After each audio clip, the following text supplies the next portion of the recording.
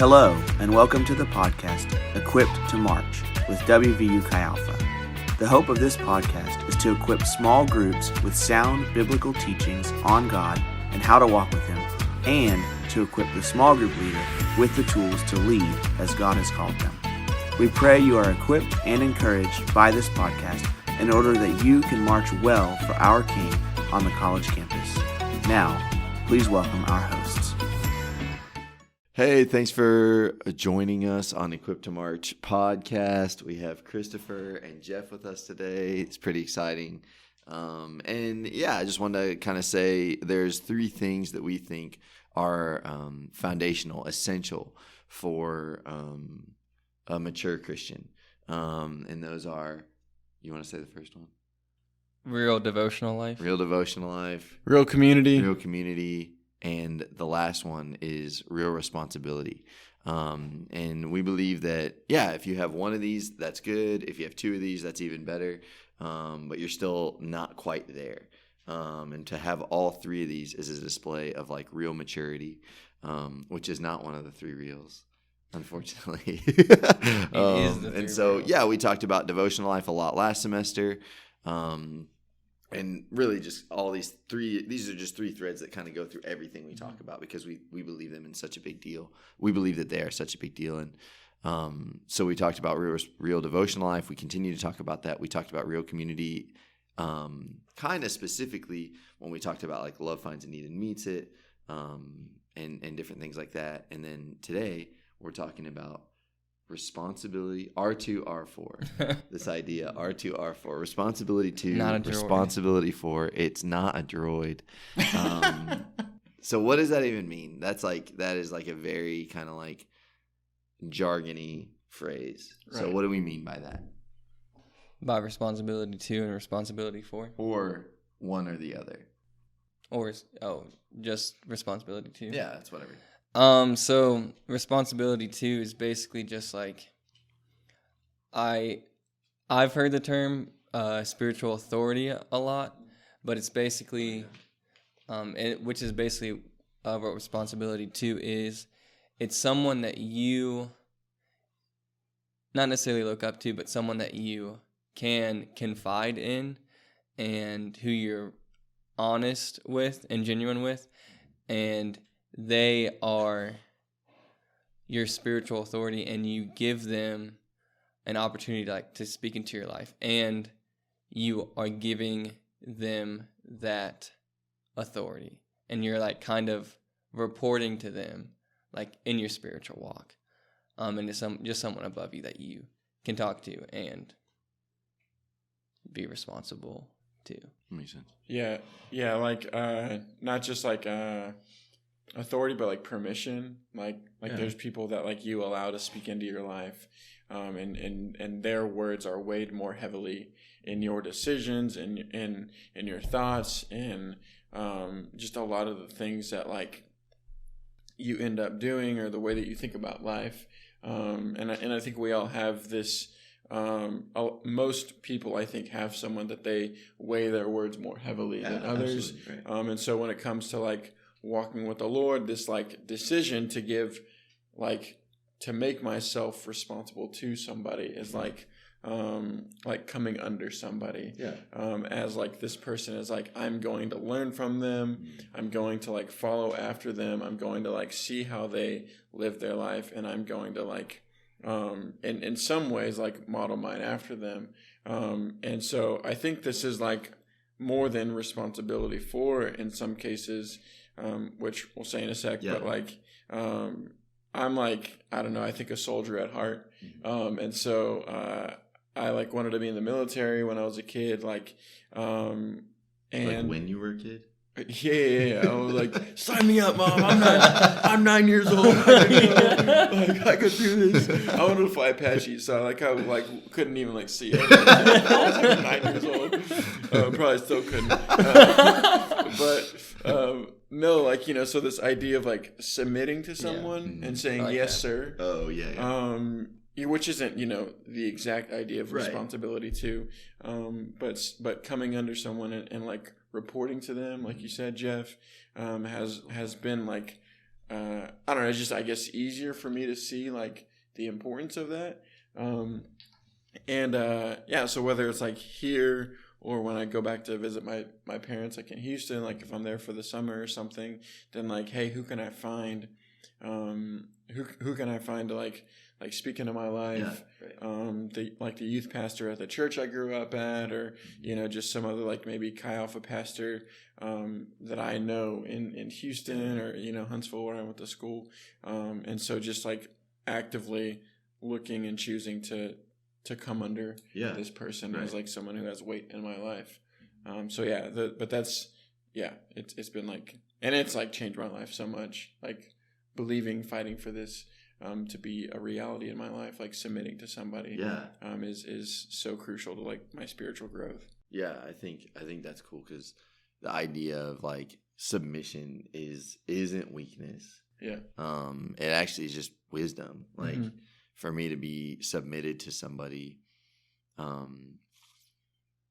it just, like we said, it's healthy to bow, and for me to bow and say, hey, you actually might know more than me. Like you might have more experience than me, or whatever. Yeah. Like to me, that's just, it would be crazy not to, in my opinion, it would be crazy not to do that, because I'm like, I don't know everything. And I can't know everything. And so like for me to kind of say, hey, I need to find someone who I can like submit to, who I can serve, who I can honor. That's a huge conviction of mine as well. And I've seen time and time again where it might not even be that person wants that or like knows what to do about it, but it's good for both of us. It's good for them to like learn to lead. It's good for me to learn to follow. Because if it's just me leading, then I can just get weird, like I could get really weird, or nobody to kind of check me or help correct or direct me in thoughts that I have, versus like, oh, I think this is from the Lord. Like, well, no, it's not, things like that. So I think it's very, very wise. Well, even like in John 5:19, Jesus is responding to some people, and he says, I tell you the truth, the Son can do nothing by himself. He can do only what he sees his Father doing, because whatever the Father does, the Son also does.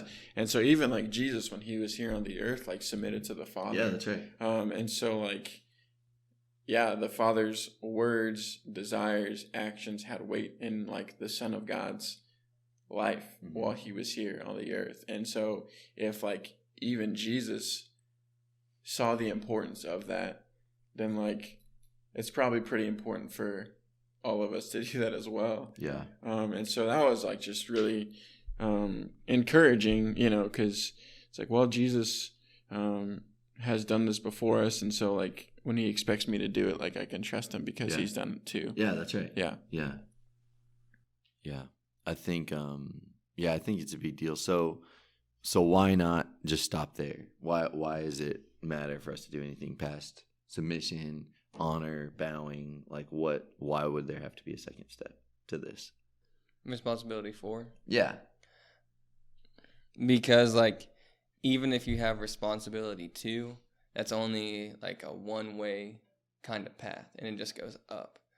So if you're responsible to someone, but there's no responsibility for, don't know why I'm doing air quotes, but if there's no responsibility for, if I'm responsible to Ian, but he's not responsible for me, then it's kind of like, I don't want to say a toxic relationship, but it's not a full one.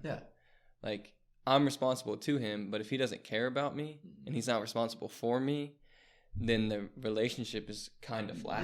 That's right. And so in order for there to be responsible to and responsible for, that's kind of the fullness of your, I don't want to say responsibility, but as your duty as a mature Christian, you should be responsible to someone and responsible for someone.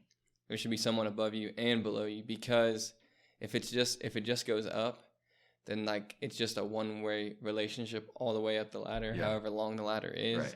That's not important. But if you're responsible to but not responsible for, then it's just kind of, it's just going to break down soon. Because it's not a two-way street. It's just a one-way street. Right. And that's not how relationships work. Relationships aren't one way. They're both ways. Right. So whoever you're responsible to needs to be responsible for as well in the same relationship. And also you should be responsible for, because if you've been given much, you can give much. Mm-hmm. So like whatever you have been given in knowledge, like you are to go and share that with the people that you're responsible for. Yeah, so, just like what God does in you, He wants to do through you. Yeah, I mean, in less words, yeah. Yeah, just thinking like you said, like whatever you've been given, like you can give. And so just, thinking about like Charles as a dad, with Oak, like his time isn't his own when it comes to like taking care of Oak. He's responsible for Oak. And so Charles has been given a certain amount of time, and he is like able to give some of that time to Oak. And so, for me, like you were saying, the things that I've been given, if I'm responsible for somebody, then I actually say, oh man, I'm no longer like, my time isn't my own. Yeah. My money isn't my own. My words aren't my own. And so like it basically like requires me to like humble myself. Yeah, that's right. And say, man, like this person like in my life that I'm like taking responsibility for, like I'll just say like Caleb in our small group, like I believe the Lord has brought him here to WVU to like grow in his relationship with Jesus. And so by me, like, in the same way that Jesus left, and like took responsibility for his disciples, he had something that he was able to give the disciples in knowledge and, like them transforming to look, like him. Yeah. And when I like say, okay, Caleb's walk with God is important and I can play a role in that, then that means like I'm saying no to like, doing whatever else I might have wanted to do with that time. Right. And I'm like intentionally spending it, with him and other guys so that they can know Jesus more. Right, yeah. And so I think among other things, it like taking responsibility for somebody, makes me die to myself a little bit. Right, yeah. Or a bit, which, die a little bit. Yeah. Which, like Jesus says, like, man, we have to die to ourselves, right, in order to become like him, and like lay down our preferences, in order to like look more like him. And so, it's like both ways. Like Caleb benefits, he grows in his relationship with the Lord, and I grow in my relationship with the Lord, and I'm like able to help others too. Yeah, that's cool. Do you think this is something that we realize like this is happening? Like, do you think this is just something that like, oh yeah, like I kind of stumbled upon this, or do you think it's something that we have to like really be intentional about? I think you have to be intentional about it, because in Christianity, it's just like there's not like a set of rules that you like, oh hey, this is like the next step to being a Christian. But like in order to be a mature Christian, like you were talking about at the beginning, it is kind of all three of these relationships. Yeah. So realizing, hey, this is what it takes to be a mature Christian: real devotional life, real community, real responsibility. Right. Like, I think there needs to be a realization of that. And I don't think, like, there's no stumbling upon anything in Christianity. Yeah. Like, you have the Bible. Maybe you stumble across the Bible. Right. Because it's on the floor and, your room's dirty. That's pretty much it. That's the only stumbling in Christianity. Yeah. Because it's all laid out. Like, Jesus said, this is what you are to do. Yeah. Right. And Christopher said it best. Jesus did it before us. He was responsible to the Father, and he was responsible for his disciples. Yeah, that's right.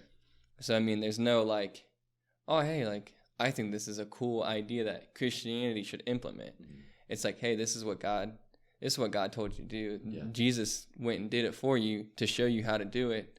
Now go and do it. Yeah, so that's it's not like a stumbling upon. It's like, hey, this is what the Bible says. Jesus did it. You should do it too. If you want to be a Christian, if you want to be Christ-like, Right. do what he did. Yes. Yeah.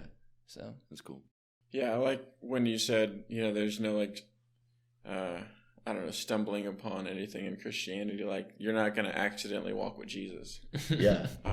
You're not going to accidentally like submit your life to him. actually got saved. Yeah. Like, oh, God is accidentally my Lord today. Like it's a choosing to like to value and like act upon like God's desires and who he is and like knowing him like over like what I want. Yeah. And so like the community that like happens in our small groups, whether or not like maybe me as a small group member did anything to like add to that community, it didn't just like I didn't accidentally end up in that room. Like there was someone, aka a small group leader, who like fought for you to be there. Right.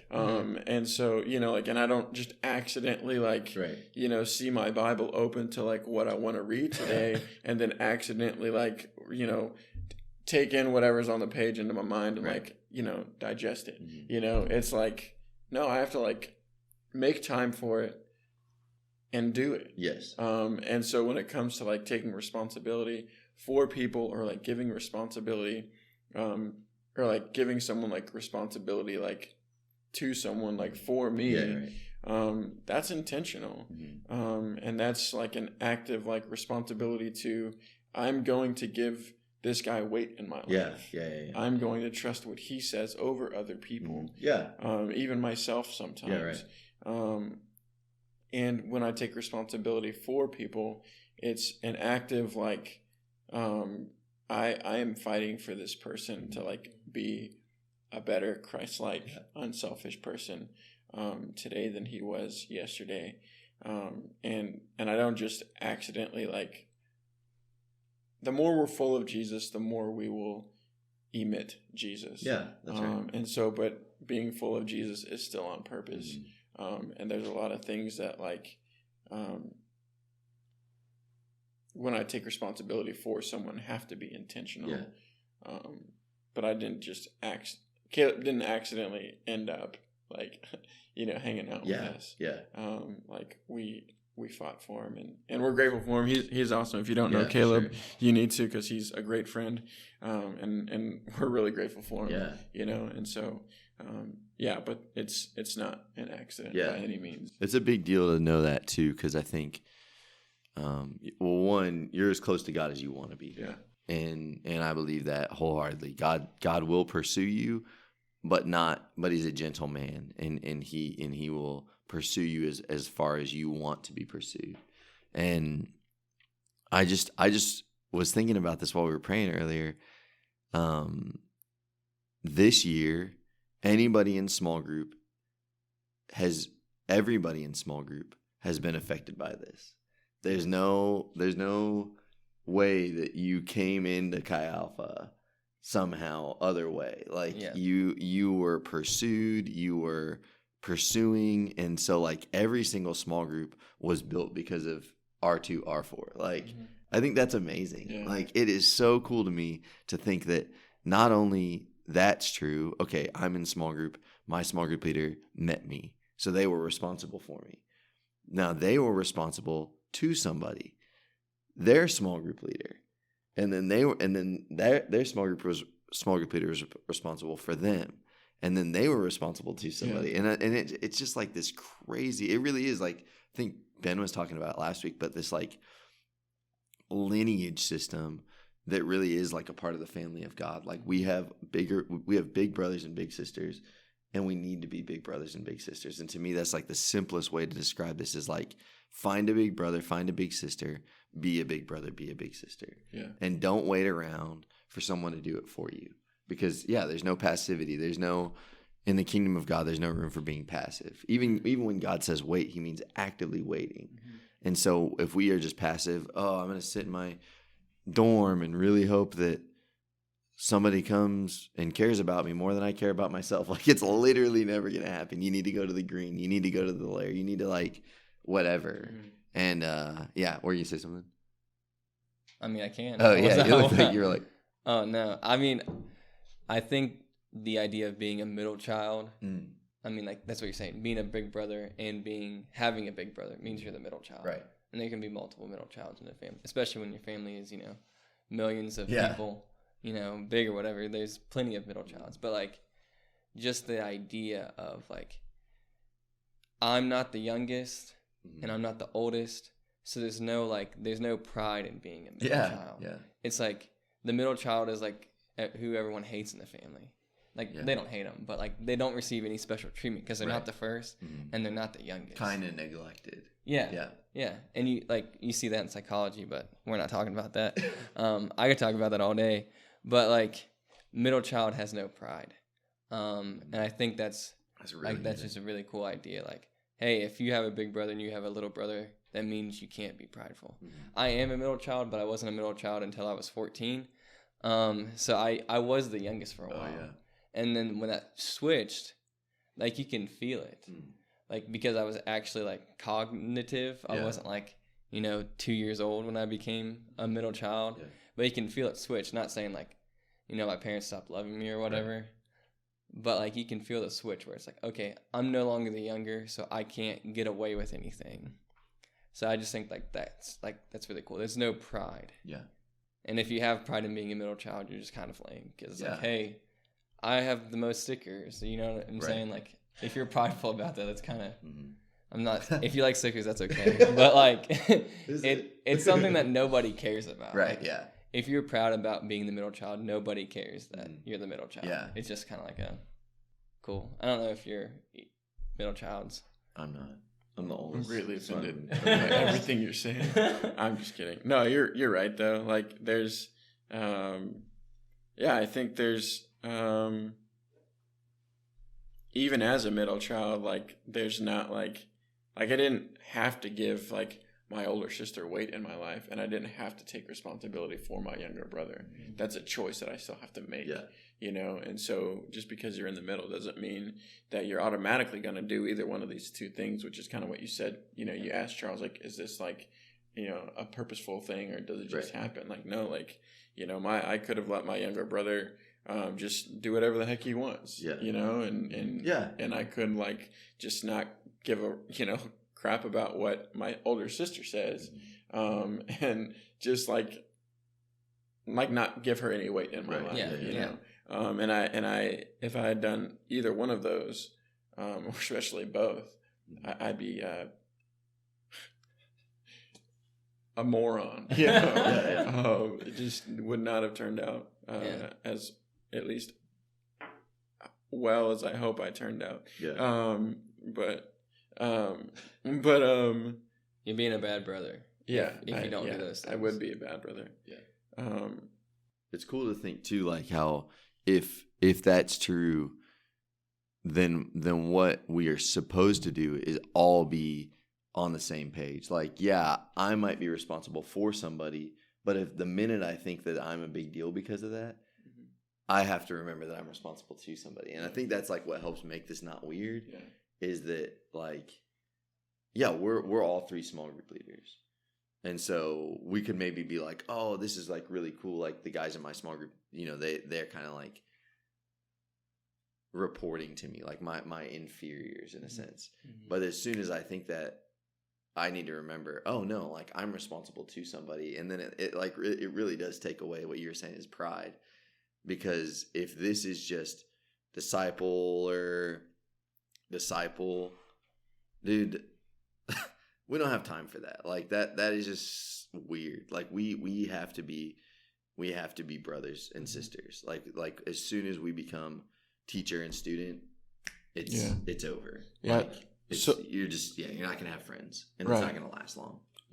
So, like, I mean, we're talking about, like, responsibility 2 and 4 in the sense of, like, I mean, the three of us were small group leaders on staff. Right. And so, like, but it wasn't always that way. Yeah. And so majority of the people in our Chi Alpha aren't small group leaders on staff. Right. And so, like, yeah, like what are some ways that like people can be either responsible to and for like others, especially responsible for somebody else if like they're not a small group leader, or a small group member. Yeah, that's a great question. I think about when I was a small group leader. So this is answering your question. But we had a resource group. So it was like all the small group leaders were together. And I remember my resource leader, my friend, like he had, 10 or 12 guys in the group. And so I just always wanted to be with him. I wanted him to be responsible for me. And I didn't want to be responsible to him or for anybody. I just wanted us to hang out all the time. Yeah. And I remember kind of being like, a little offended because, he wasn't hanging out with me as much as I thought he should. But the other guys in resource, I don't know if they saw that in me or if I know they just loved me. And they they were older. Some of them were younger, but they legitimately loved on me and like became my friend. And they became responsible for me. And so what I mean, hey, come over, let's watch a movie. Let's be friends versus let me teach you a bunch of stuff because you need to learn from me, or like, oh, we could be grumpy together that, our resource leader didn't hang out with us or our small group leader didn't hang out with us as much as we assumed that he or she should. Yeah. But like, they just became my friends and it actually became healthier because we were responsible for each other. They took responsibility for me, and then I was like, well, you're my friend. I'm not just going to let you love me. I'm going to love you back. Yeah. And because of that, our resource grew and grew and grew in love for each other and brotherhood, that our resource leader actually benefited by the way that they took responsibility for me because I was no longer offended. I was able to forgive him. And I was like, you know what? Like, when the time comes that I do get to spend time with you, I'm actually going to be grateful for it and not like longing for it to be different or like longing for it to be more. Yeah. And so I think that can happen in small group. Like, are you preferring one another over classmates? Are you preferring one? I mean, small group is brotherhood. Small group is sisterhood. Yeah. And it's on you to do it, not the small group leader. It's on the small group member to create that brotherhood and take responsibility for each other. Bring your roommate to small group, bring your friend in class. Like it's easy. It's so easy. It's all it takes. Yeah. It's all in the context of relationships or community, whatever word you want to use. Yeah. But it's like, if they're your brothers in small group, then you can easily just be responsible for them. Like, it's just responsibility for is really just, it's friendship, but it has like, I don't want to say a motive behind it, but our lives have motive behind it. Like, why are we living? You know what I'm saying? Like, to say that our friendship has a meaning behind it isn't like, it isn't putting like, saying that you're a project or anything like that. Yeah. It's like, my friendships, the reason I live my life is to get closer to Jesus. The reason I have friends is to draw them closer to Jesus. To say like, I'm in small group, and the reason I'm in small group is so that I can be responsible for those guys. Like, yes, that's true, but it's primarily because I love the Lord, and I'm responsible for you because I love you and I want you to grow closer to the Lord. Yes. Yeah. So like, thinking about all of like, responsibility to, responsibility for in the context of relationships makes it so simple because it's like, you understand how to be a friend. You understand how to like have a mentor. I don't want to say mentor, but like, you understand how to like, you've had a parent before. You know how to like be responsible to your parents. So like, thinking about responsibility to and responsibility for in the context of that, like, of relationships, just makes it simple. And it's like, well, like, are you being brothers with the people in resource or in small group? And the answer is no. It's like, okay, well, then do that. Yeah, then take responsibility for them. And I think a lot of times we think it's just really messed up to think who's below me. Like, that is not what we're asking. Like, I can take responsibility for my peers in such an easier way than if I'm trying to be like, well, I can't take responsibility for you because you're pretty close to my age. Yeah. oh, you are dumb. Like, I could take responsibility for you. Like then Right, it's yeah. instantly stepping out in the wrong foot. And I think the easiest way is just look around. Who am I with? Who do I live life with? You Yeah. know, and like we talked about a couple weeks ago, integration point. Like, do we have an integration point? Okay, then there is motive. It doesn't mean it's wrong. It Yeah. just means there's motive. Like, There's oh wow, we have behind. purpose. Yeah, there's Yeah. purpose behind things. I is don't what want it to be is. friends with you because you can tell me a bunch of stats about WVU basketball. I want to be friends with you because I care about you and Jesus cares about you, and that should be my ultimate motive, Yeah. ulterior. But yeah, I was we were listening to this story the other day. Can I tell the story? Yeah. Yep. And it was really, really cool. And it sort of derives from one of our favorite verses, 2 Timothy 2:2. It says, "And the things you have heard from me among many witnesses, commit these to faithful men who will be able to teach others also." And it's a story of this guy, Dawson Trotman, who's basically like all of our spiritual great grandpa. And he was him and his wife lived, I guess they lived in Hawaii, and there was like Navy guys like stationed near them, and so they're like, hey, we're gonna like minister to these guys. So they would hang out with, he would hang out with one of these guys like all the time. And so he was over for dinner one night, and he was like, hey, do you have any like buddy that you talk to this stuff about? And he was like, well, I think so. Dawson, and there's this guy, I think his name was Shelby. And Shelby was like, well, I try and talk to people, but like no one really listens to me, and you're way better about talking than I am. And so, if I could just get them here to like hear you say this stuff, then that would be awesome.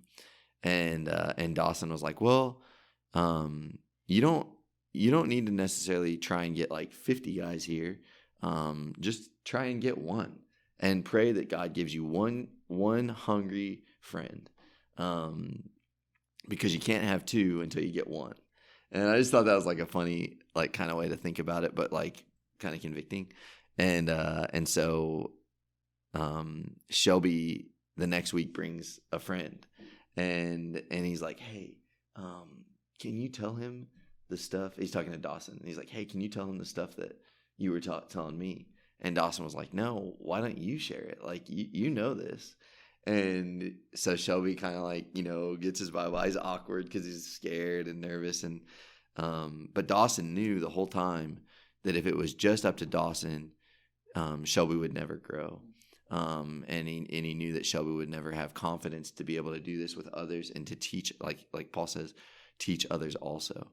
And so, long story short, he says this stuff. It's kind of, more awkward, less eloquent than like Dawson would have done, but the guy gets saved.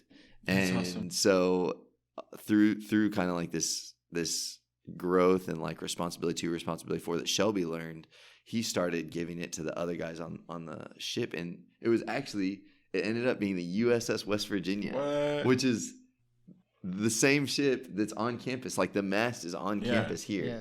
And so That's I think awesome. 140 men That's crazy. were saved because this guy Shelby understood I need to be responsible to Dawson Yeah. and for the other guys that I'm around. And